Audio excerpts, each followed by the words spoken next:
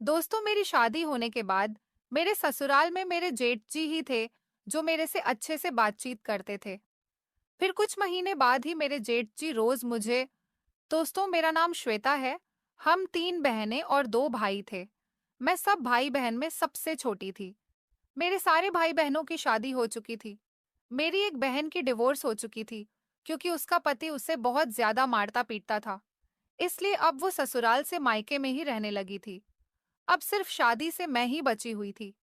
मेरे पेरेंट्स मेरे साथ-साथ मेरी तलाकशुदा बहन का भी रिश्ता देख रहे थे, लेकिन तलाकशुदा होने की वजह से उसके रिश्ते नहीं आ रहे थे। मेरी तलाकशुदा बहन मुझसे 1 साल बड़ी थी और उसकी शादीशुदा जिंदगी पूरे 1 साल ही चल सकी थी। मेरी उम्र 25 साल हो गई थी। अभी तक मेरी शादी नहीं हो रही थी। अगर मेरा कोई भी रिश्ता आता, तो ना जाने ऐसा क्या होता कि लड़के वाले खुद ही इनकार कर देते थे। मेरा आस पड़ोस से भी कोई रिश्ता नहीं आता था। मैं देखने में बहुत खूबसूरत थी, लेकिन फिर भी मुझे कोई पसंद नहीं करता था। मेरे अंदर कोई कमी नहीं थी, बस मेरा रिश्ता नहीं लग पा रहा था। मेरे माता पिता इस बात से बहुत परेशान हो गए थे। और तो और वो जल्द से जल्द मेरी शादी भी करना चाहते थे, जबकि मेरे सारे बड़े भाई बहनों की शादी जल्दी जल्दी हो गई है और सभी की ससुराल अच्छे और अमीर परिवार के हैं। ना जाने मेरे ही साथ ऐसी क्या दिक्कत थी कि कोई भी मुझसे अपने बेटे का रिश्ता करने के लिए तैयार नहीं था। एक बार तो मेरी मम्मी के दोस्त अपने बेटे का रिश्ता लेकर हमारे घर पर आई थी। उन्होंने मुझे शादी में देखा था, तभी देखते ही मुझे पसंद कर लिया था। मेरी मम्मी को उम्मीद थी कि वह जरूर मुझे अपने घर की बहू बनाएंगी, पर जब वह हमारे घर आई और उन्होंने मुझे देखा, तो उन्होंने फौरन ही रिश्ता पक्का कर दिया। सारे मोहल्ले में यह बात फैल चुकी थी कि आज मेरे रिश्ते वाले आए हैं और मेरा रिश्ता फाइनल होने वाला है। 2 दिन ही गुजरे थे कि मेरी मम्मी के दोस्त का फोन आया और उन्होंने कहा कि हमें माफ करना, हम तुम्हारी बेटी को अपने घर की बहू नहीं बना सकते। यह कहकर उन्होंने रिश्ता खत्म कर दिया। मेरी फ्रेंड्स भी मुझसे सवाल करती थी कि तुम्हारी शादी ना होने की क्या वजह है। ये सब कुछ तो मुझे भी नहीं पता था। मैं अपने भाई बहन और अपने मम्मी पापा से इस बारे में सवाल करती, तो वह मुझे कुछ नहीं बताते थे, क्योंकि मुझे बुरा लगता था कि कोई मुझसे रिश्ता नहीं करना चाहता है। मेरी तरह ही मेरी उस बहन का दुख भी था, जो बेचारी शादी होने के बाद भी दोबारा तलाक लेकर मायके आ गई थी। मेरा खूबसूरत होने का भी कोई फायदा नहीं था। जब कोई मुझे अपने घर की बहू ही नहीं बनाना चाहता था, तो फिर ऐसी भी खूबसूरती का क्या काम। मेरे माता पिता ने मोहल्ले भी बदल कर देख लिया था, फिर भी मेरे साथ यही सब कुछ लगा हुआ था। मेरी उम्र निकलती चली जा रही थी। वह तो अच्छा था कि मैं खूबसूरत थी, इस वजह से ज्यादा मेरी उम्र के बारे में पता नहीं चलता था। मेरी माँ भगवान से बहुत प्रार्थना करती थी कि उनकी एक ही तो बेटी रह गई है, अब उसकी भी शादी हो जाए और वह अपने ससुराल में सुखी रहे। मैं अपने माता पिता को अपनी तरफ से बहुत परेशान दिखती थी। पेरेंट्स को तो अपने बच्चों की फिक्र होती ही है। फिर एक दिन चमत्कार हो गया और मेरे लिए एक अच्छा सा रिश्ता आ गया। उन लोगों ने मुझे देखते ही रिश्ता फाइनल कर दिया और लगभग 1 महीने के बाद मेरी जल्दी जल्दी में शादी हो गई, क्योंकि मेरे पेरेंट्स इस रिश्ते को हाथ से नहीं जाने दे सकते थे।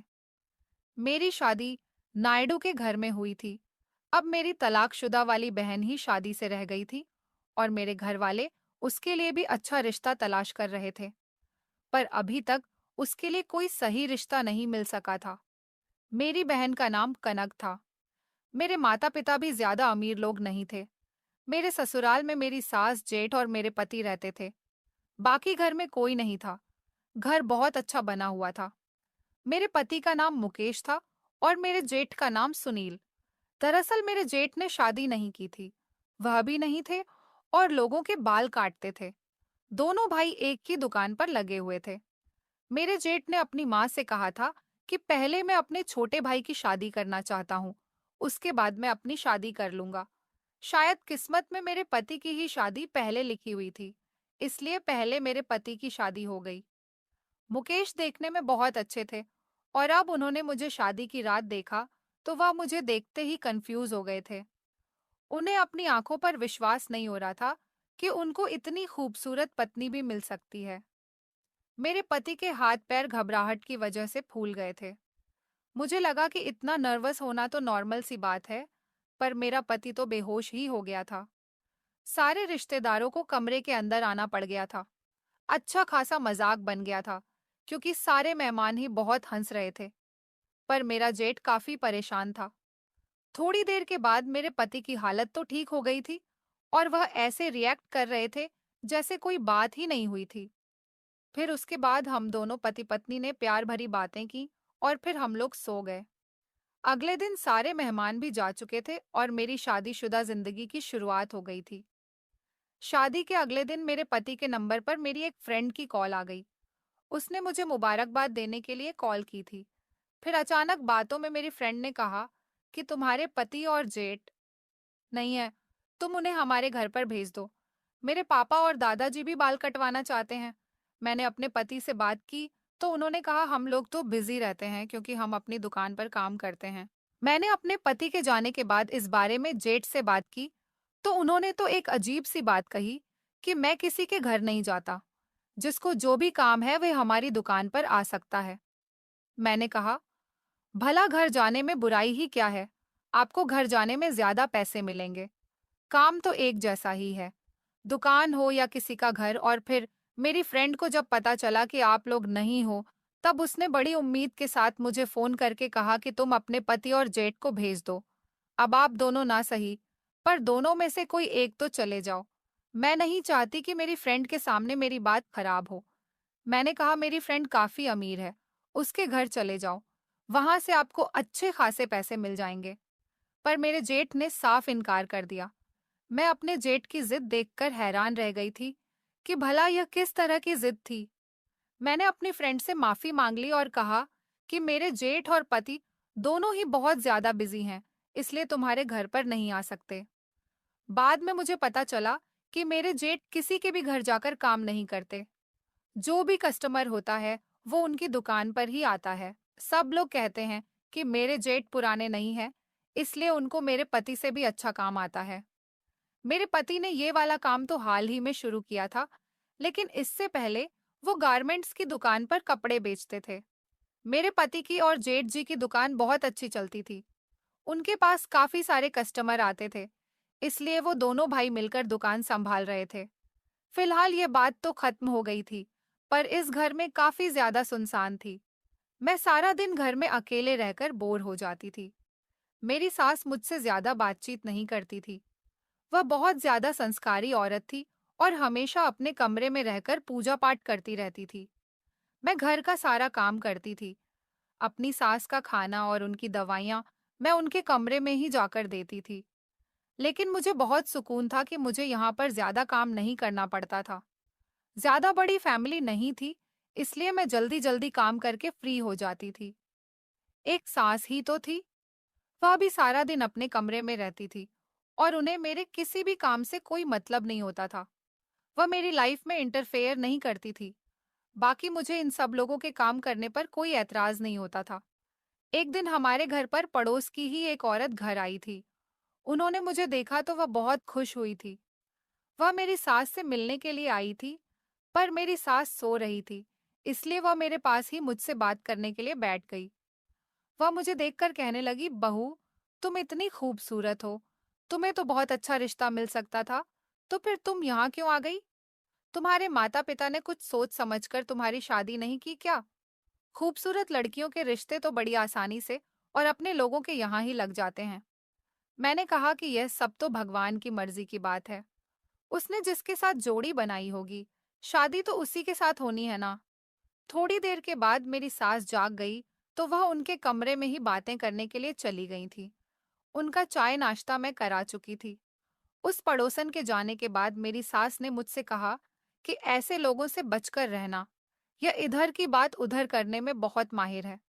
मैंने भी अपनी सास से कहा कि ठीक है। रात को मेरा पति घर आ चुका था।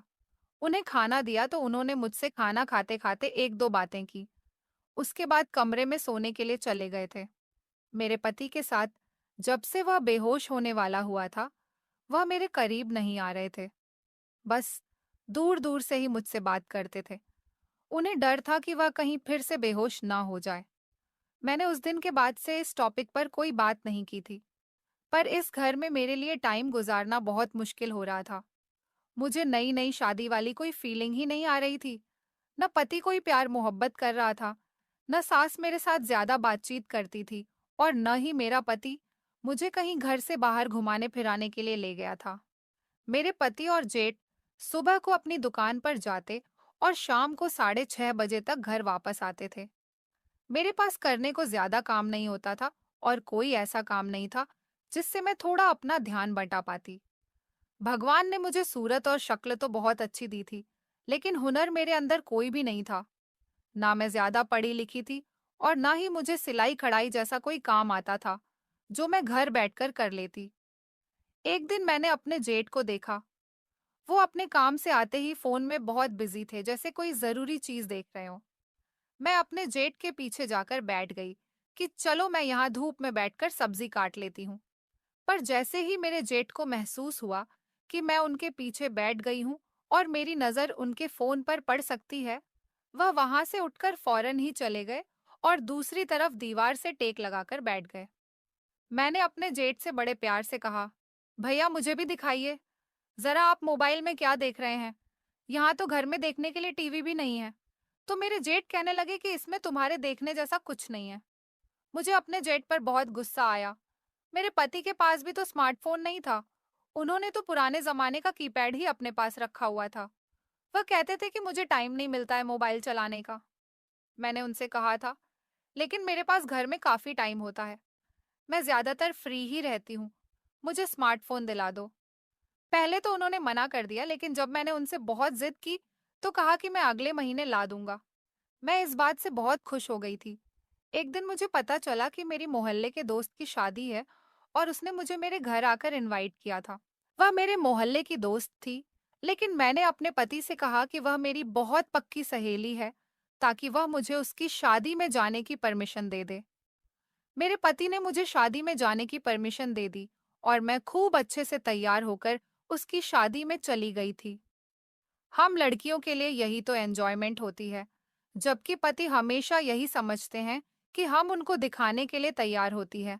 जबकि असल बात तो ये होती है कि हम लड़कियां एक दूसरे को दिखाने के लिए अच्छी तरह से तैयार होती हैं कि किस किस के पास ज्यादा अच्छे कपड़े हैं और कौन ज्यादा खूबसूरत लगती है। और मैं तो पहले से ही बहुत खूबसूरत थी, और शादी में भी वही हुआ। सब लोग मुझे देखकर बातें कर रहे थे कि इसकी शादी हो गई और किससे हुई है, और कौन है इसका पति। मेरे पति शादी में नहीं आए थे क्योंकि उनके पास टाइम नहीं था। कुछ औरतें आपस में बातें कर रही थी कि कौन है इतना हिम्मत वाला, किसने इस बिगड़ी हुई लड़की से शादी कर ली। वह बेचारा कौन है? उन औरतों की बातें मुझे समझ नहीं आ रही थी, और उनकी बातों से मेरा दिल जल रहा था। उनकी बातें मुझसे बर्दाश्त नहीं हुई, और मैं जल्दी ही घर पर आ गई थी। मैंने खाना भी नहीं खाया था। मेरे पति ने पूछा कि शादी में क्या क्या किया, तो मैंने कहा कि बहुत मजा आया। सब लोग मेरी तारीफ कर रहे थे। सब मुझे ही देख रहे थे कि मैं आपकी पत्नी हूँ, और इतनी प्यारी बस आपको ही नजर नहीं आती, और आप मुझसे दूर दूर रहते हो। मेरे पति ने कहा कि अब दूर नहीं रहूंगा। तुम सच में बहुत खूबसूरत हो। आज पहली बार मेरे पति ने मेरी तारीफ की तो मुझे बहुत अच्छा लगा था। अब मेरी जिंदगी के दिन अच्छे गुजर रहे थे। पति की नजदीकियां बढ़ने लगी, तो मैंने उन्हें बताया कि न जाने क्यों सब लोग मुझसे दूर दूर भागते हैं। कुछ लोग तो मुझे देखते ही अपने आप बातें करने लग जाते हैं, जबकि मेरा तो कोई सीक्रेट भी नहीं है। कोई मेरा ऐसा नहीं है जिसको मुझे किसी से छुपाना पड़ता। मेरे पति ने कहा कि अच्छा चलो छोड़ दो इन बातों को, और अच्छी बात है कि किसी ने तुम्हें पसंद नहीं किया, वरना मेरा क्या होता। अब मेरा पति मेरे साथ ठीक था, तो सब कुछ ठीक ठाक ही चल रहा था। पर मेरा जेठ बहुत ही अजीब इंसान था। पता नहीं उसे किस बात का घमंड था। उनकी शक्लो सूरत भी बस नॉर्मल सी ही थी।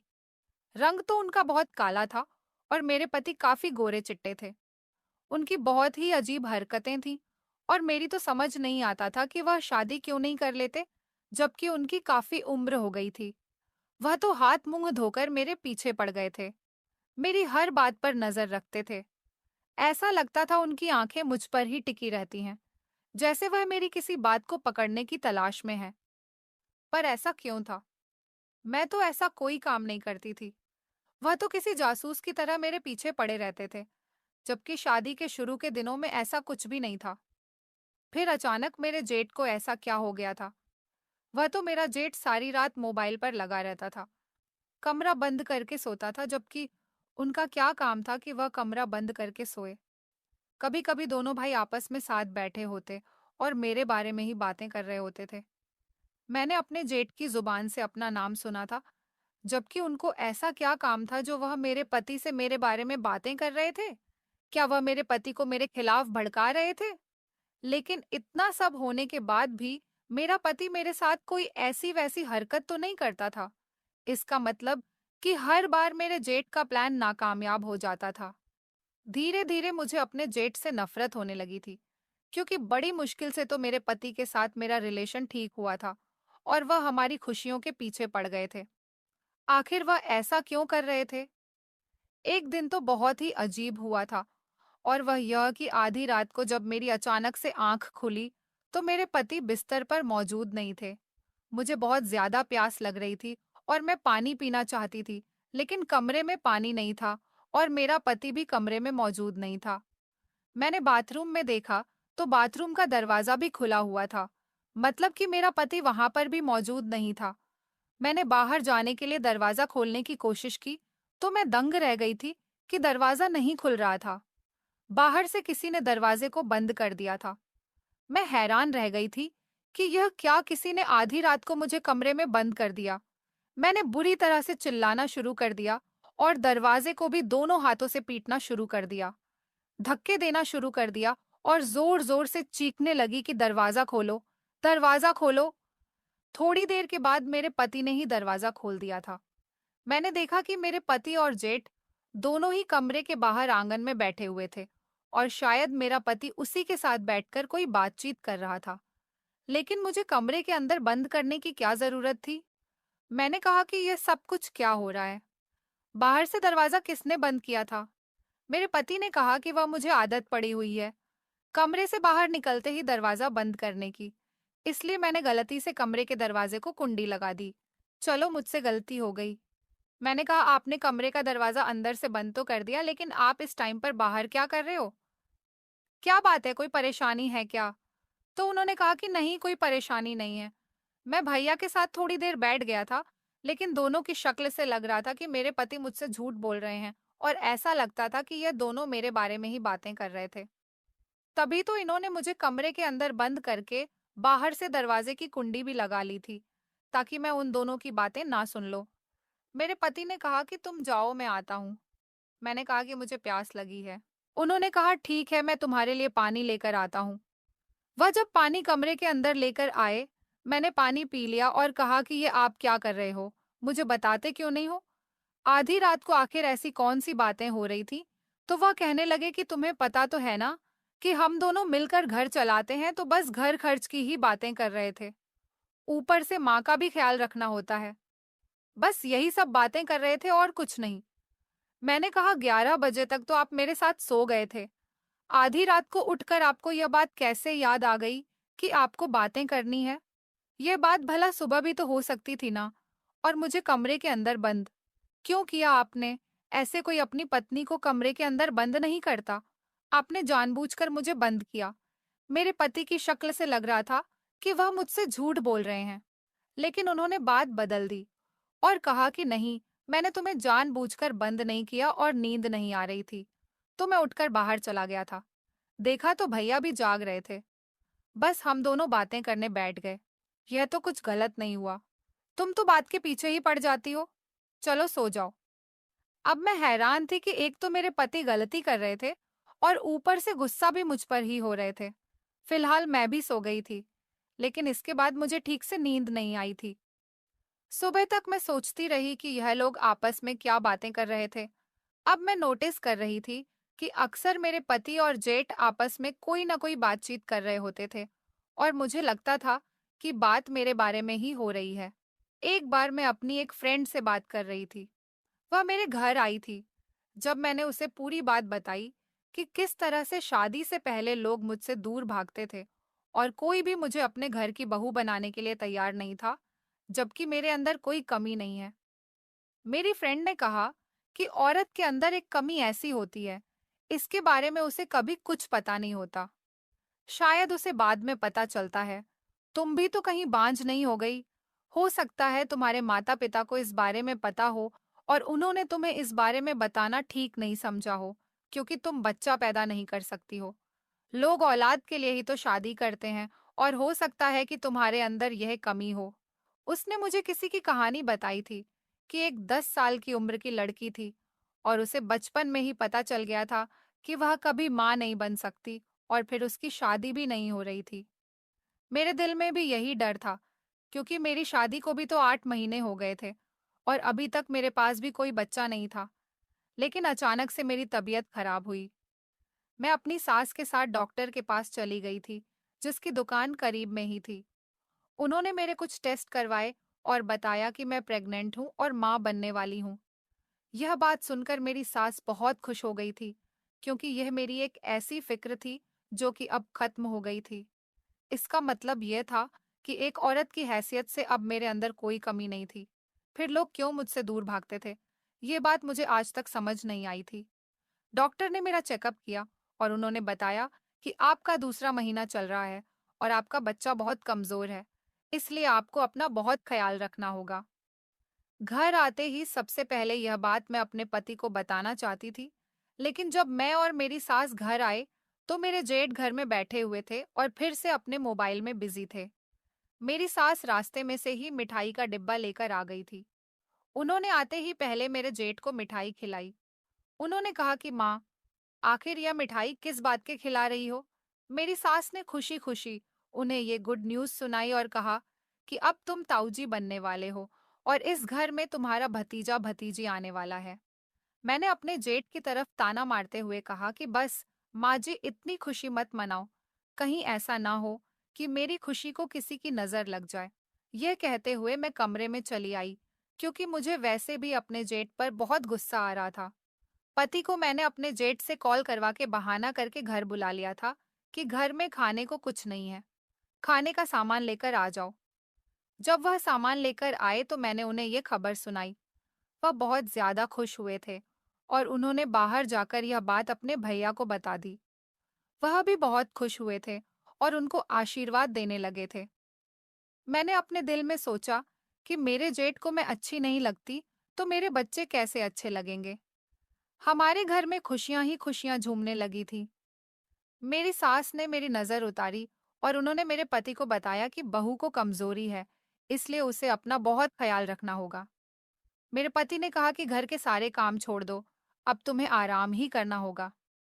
मेरी सास कहने लगी, बहू, जब तुम नहीं थी तब भी मैं घर का सारा काम करती थी। अब तुम आराम करोगी और सारे काम मैं खुद ही कर लिया करूंगी। तुम बस खाना बना देना, बाकी का सारा काम मैं खुद कर लूंगी।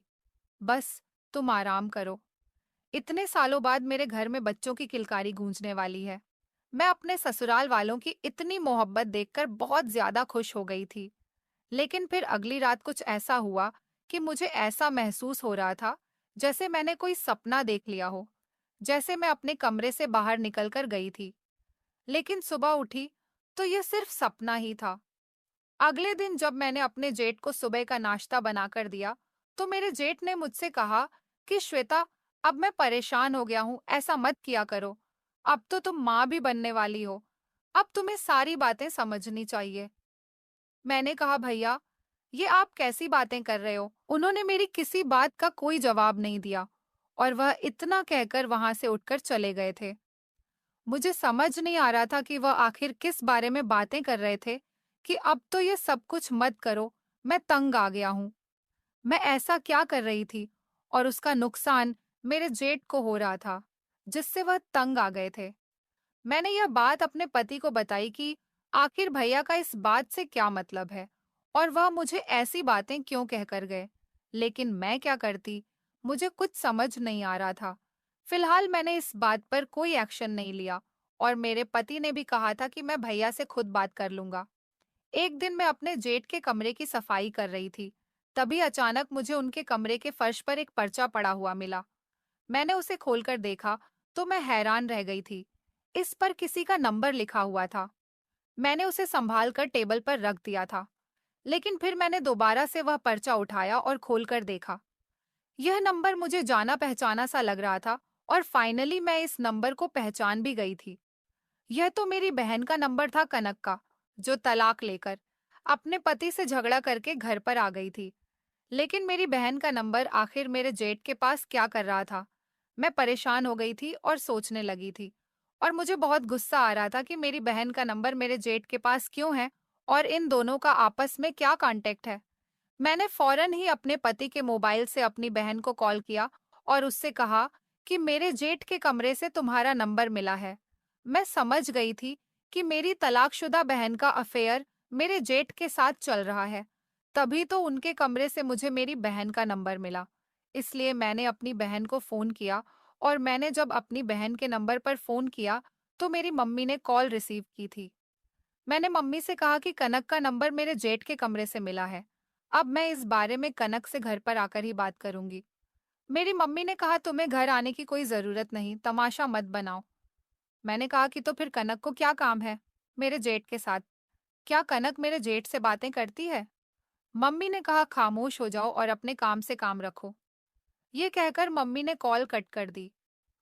अब मैं समझ गई थी कि इन दोनों का कोई ना कोई तो चक्कर चल रहा है। मैं नहीं चाहती थी कि मेरी बहन का कोई भी रिश्ता मेरे जेठ के साथ हो, क्योंकि मुझे अपना जेठ बिल्कुल भी पसंद नहीं था।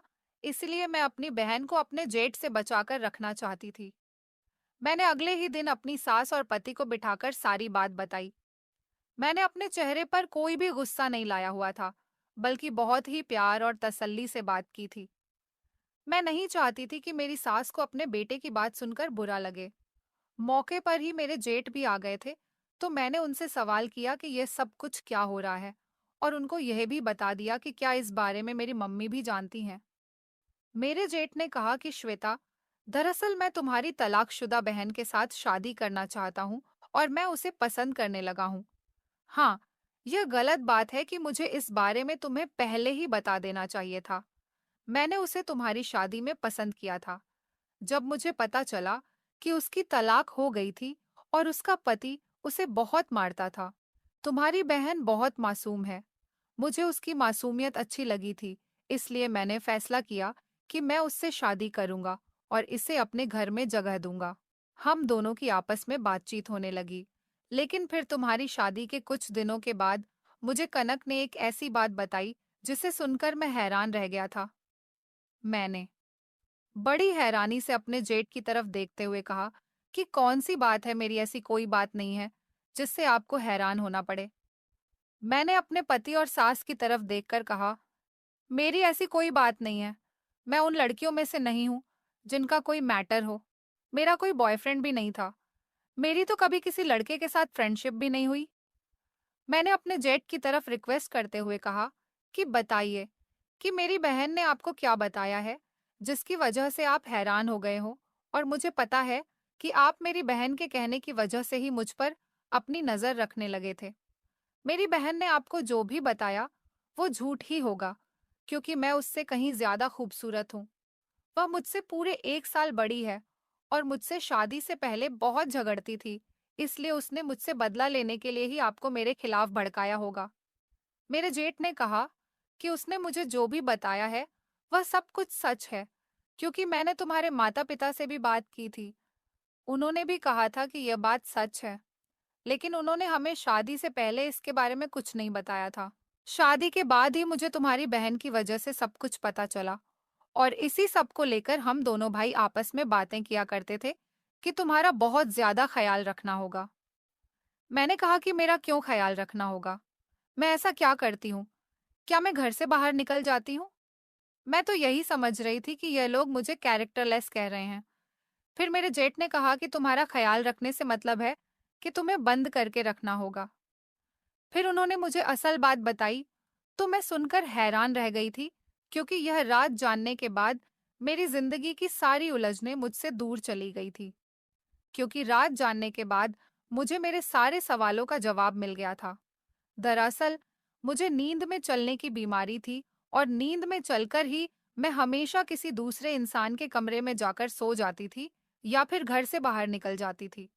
ये बात मेरे सारे रिश्तेदार और मोहल्ले वाले जानते थे।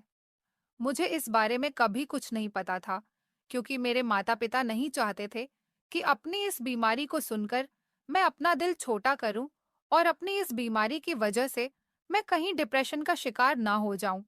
इसलिए उन्होंने मुझे यह बात नहीं बताई थी। फिर जब शादी के बाद मेरी बहन और मेरे जेठ की आपस में फोन पर बातें होने लगी, तो उसने बातों ही बातों में मेरे जेठ को यह बात बता दी थी। मेरे जेठ को मेरी बहन पसंद आ गई थी।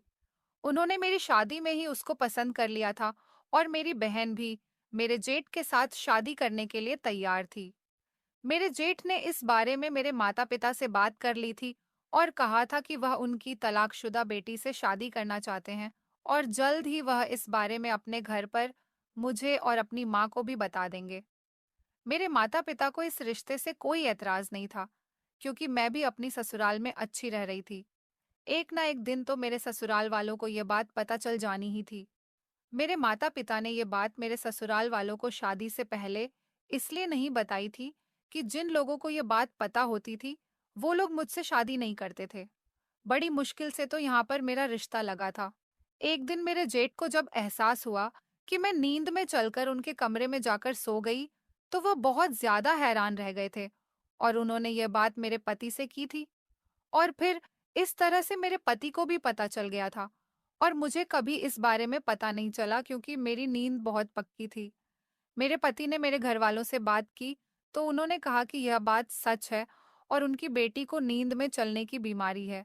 लेकिन हमने आपको इसलिए नहीं बताया था क्योंकि उनकी बेटी का कहीं भी रिश्ता नहीं लग पा रहा था। जब मैं 16 साल की थी, तो एक दिन मैं नींद में अपने चाचा के बेटे के कमरे में जाकर सो गई थी। मेरी चाची तो वैसे भी बहुत बुरी औरत थी।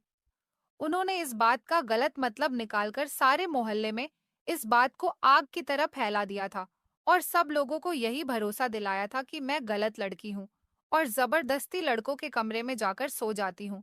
और उनको लगता था कि मैं एक्टिंग करती हूँ, मुझे कोई बीमारी नहीं है, मैं कैरेक्टरलेस लड़की हूँ और जानबूझकर मैं किसी के भी साथ सो जाती हूँ। यह बात मेरे घर वालों ने मुझसे छुपाए रखी थी। फिर एक दिन मेरे पति को पता चल गया, इसलिए वह दोनों भाई आपस में बातें करते रहते थे कि मेरे साथ क्या किया जाए। यहाँ ससुराल में किसी को यह बात पता ना चले, इसलिए वो दोनों मेरा ख्याल रखना चाह रहे थे और अब मैं माँ बनने वाली थी। तब से वो दोनों मेरा और भी ज्यादा ख्याल रखने लगे थे। तभी मेरे जेठ ने कहा था कि अब तुम ऐसी हरकतें मत किया करो, मैं तुमसे तंग आ गया हूँ। इसका मतलब यही था कि मैं नींद में चलकर उनके कमरे में चली जाती थी। लेकिन मुझे बिल्कुल भी ऐसा कुछ याद नहीं था कि मैं कब और किस तरह से अपने जेठ के कमरे में जाती हूँ। मेरे पति ने मुझे वीडियो भी दिखाई कि तुम किस तरह से चलकर जाती हो। मैं वीडियो देखकर हैरान रह गई थी और मैंने अपने पति, सास और जेठ से कहा कि मुझे यह बीमारी है।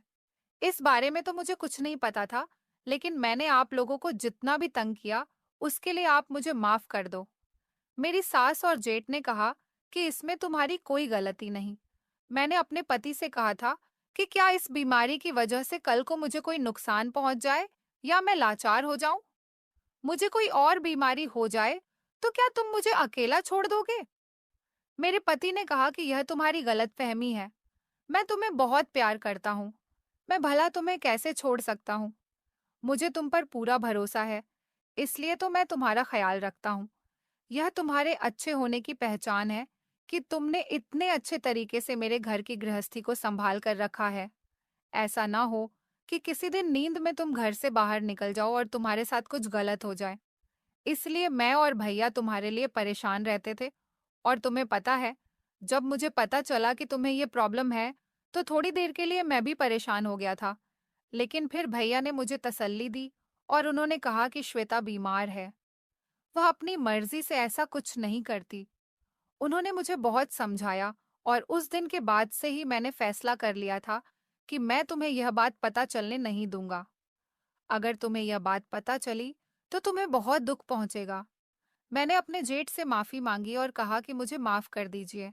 मैं आपके बारे में बहुत बुरा सोचने लगी थी और मैं कनक से भी माफी मांग लूंगी, क्योंकि मैं सोचती थी कि कहीं उसने आपको मेरे खिलाफ भड़का तो नहीं दिया। लेकिन आप लोगों ने तो मेरा घर बचाया है। मैंने अपने पति से कहा कि अब मैं नींद में चलूं तो आप मुझे फौरन जगा देना, ताकि मुझे पता चल जाए और इसका कोई इलाज हो सके, और मैं भी इसका इलाज करवाना चाहती हूँ। इसलिए अगले दिन ही मेरा पति मुझे डॉक्टर के पास लेकर गया। डॉक्टर ने कहा कि आपकी यह बीमारी जल्दी ही ठीक हो जाएगी। अक्सर ऐसा होता है कि नींद में चलने वाले इंसान को अपना कोई होश ही नहीं रहता। जबकि मेरी यह बीमारी तो काफी सालों पुरानी थी, पर भगवान की कृपा से मेरी यह बीमारी बहुत जल्दी खत्म हो गई, क्योंकि मेरे ससुराल वालों ने मेरा बहुत ख्याल रखा था। मेरी सास बहुत अच्छी औरत थी और मेरे जेठ ने भी मेरा बहुत ख्याल रखा था। अब वक्त था तो सिर्फ मेरे बच्चा पैदा होने का। किसी तरह से 9 महीने पूरे हो गए थे और मैंने एक नन्ही सी परी को जन्म दिया था, जिसे देखकर मेरे घर वाले बहुत खुश हुए थे। मेरी सास तो फूली नहीं समा रही थी, क्योंकि भगवान ने उन्हें कोई बेटी नहीं दी थी। मेरे पति ने कहा था कि इस दौरान मैंने हर रात तुम्हारा बहुत ख्याल रखा है, लेकिन भगवान की कृपा से तुम एक रात भी नींद में नहीं चली हो। धीरे धीरे तुम्हारी यह बीमारी बिल्कुल खत्म हो गई। अब एक एक करके हमारी जिंदगी में खुशियां आनी शुरू हो गई थी। मेरी तलाकशुदा बहन का भी घर बस गया था। मेरे जेठ के साथ उनकी शादी बहुत धूमधाम से कर दी गई थी। अब हम दोनों बहनें अपने ही परिवार में बहुत ज्यादा खुशी खुशी रहते हैं। दोस्तों, उम्मीद करती हूँ आपको हमारी कहानी पसंद आई होगी। धन्यवाद।